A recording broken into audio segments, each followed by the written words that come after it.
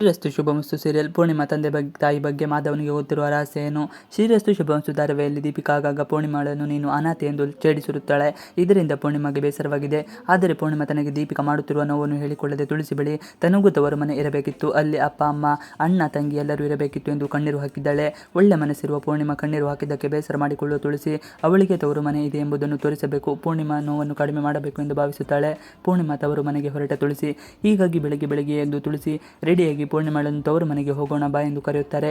ಆಗ ಪೂರ್ಣಿಮಾಳಿಗೆ ಶಾಕ್ ಆಗುತ್ತದೆ. ಪೂರ್ಣಿಮಾ ಜೊತೆ ಅವಿನಾಶ್ ಕೂಡ ಹೊರಡುತ್ತಾನೆ. ಪೂರ್ಣಿಮಾ ಮತ್ತು ಅವಿ ಇಬ್ಬರನ್ನು ಅನಾಥಾಶ್ರಮಕ್ಕೆ ಕರೆದುಕೊಂಡು ತುಳಸಿ ಬರುತ್ತಾಳೆ. ನೀನು ಓದಿ ಬೆಳೆದ ಈ ಅನಾಥಾಶ್ರಮ ನಿನ್ನ ತವರು ಮನೆ ಎಂದು ಹೇಳುತ್ತಾಳೆ. ಅನಾಥಾಶ್ರಮವನ್ನು ಕೂಡ ಪೂರ್ಣಿಮಾಳಿಗೆ ಸಮಾಧಾನ ಮಾಡುತ್ತಾರೆ. ಪೂರ್ಣಿಮಾ ಕೂಡ ಹಲವು ವರ್ಷಗಳ ಬಳಿಕ ಅನಾಥಾಶ್ರಮಕ್ಕೆ ಹೋಗಿದ್ದರಿಂದ ಅಲ್ಲಿಯ ವಾತಾವರಣ ಕಂಡು ಖುಷಿಯಾಗುತ್ತಾಳೆ. ಪೂರ್ಣಿಮಾ ಹಿನ್ನೆಲೆ ರಹಸ್ಯ. ಅನಾಥಾಶ್ರಮದವರು ಪೂರ್ಣಿಮಾಳಿಗೆ ಮಡಿಲು ತುಂಬುತ್ತಾರೆ. ಇದೇ ನಿನ್ನ ತವರು ಮನೆ, ಯಾವಾಗ ಬೇಕಿದ್ದರೂ ಬಾ ಎಂದು ಹೇಳುತ್ತಾರೆ. ಅಷ್ಟರಲ್ಲಿ ತುಳಸಿಗೆ ಫೋನ್ ಮಾಡಿ ಮಾಧವ ಎಲ್ಲಿದ್ದೀರಾ ಎಂದು ಕೇಳಿದಾಗ ಅನಾಥಾಶ್ರಮದಲ್ಲಿರುವ ವಿಚಾರವನ್ನು ಹೇಳುತ್ತಾನೆ. ಗಾಬರಿಯಾಗುವ ಮಾಧವ ಅಲ್ಲಿಗೆ ಓಡಿ ಬರುತ್ತಾನೆ. ತುಳಸಿ ಆಶ್ರಮದವರ ಬಳಿ ಪೂರ್ಣಿಮಾ ತಂದೆ ತಾಯಿ ಹಾಗೂ ಆಶ್ರಮದವರು ಆಶ್ರಮಕ್ಕೆ ಸೇರಿಸಿದವರು ಯಾರು ಎಂದು ಕೇಳುತ್ತಾರೆ.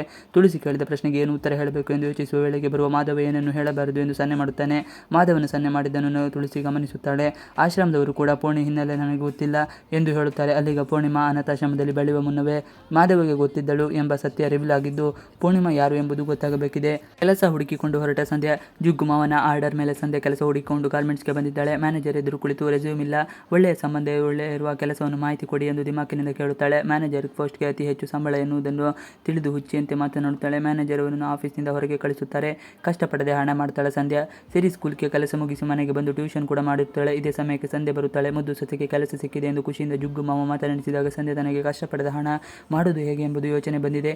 ಯಾರಾದರೂ 2 ಕೋಟಿ ಹಣವನ್ನು ಬೀಳಿಸಿಕೊಂಡು ಹೋದರೆ ಅದು ನನಗೆ ಸಿಕ್ಕರೆ ಚೆನ್ನಾಗಿರುತ್ತಲ್ವ ಎಂದು ಹೇಳುತ್ತಾಳೆ. ಇದನ್ನು ಕೇಳಿದ ತಾತನಿಗೆ ನಗು ಬರುತ್ತದೆ. ಇವಿಷ್ಟು ಇವತ್ತಿನ ವಿಡಿಯೋ ಇಷ್ಟ ಆದರೆ ಪ್ಲೀಸ್ ಲೈಕ್ ಚಾನಲ್ ಸಬ್ಸ್ಕ್ರೈಬ್ ಮಾಡಿ. ನೀವು ನಮ್ಮ ಯೂಟ್ಯೂಬ್ ಚಾನಲ್ಗೆ ಸಬ್ಸ್ಕ್ರೈಬ್ ಆಗಿಲ್ಲ ಅಂದರೆ ಬೇಗ ಸಬ್ಸ್ಕ್ರೈಬ್ ಮಾಡ್ಕೊಳ್ಳಿ. ನಾವು ಹಾಕುವಂತ ಎಲ್ಲ ವಿಡಿಯೋಗಳು ನೋಟಿಫಿಕೇಶನ್ ಮುಖಾಂತರ ದೊರೆಯುತ್ತದೆ. Thanks for watching video. Please like channel subscribe our channel.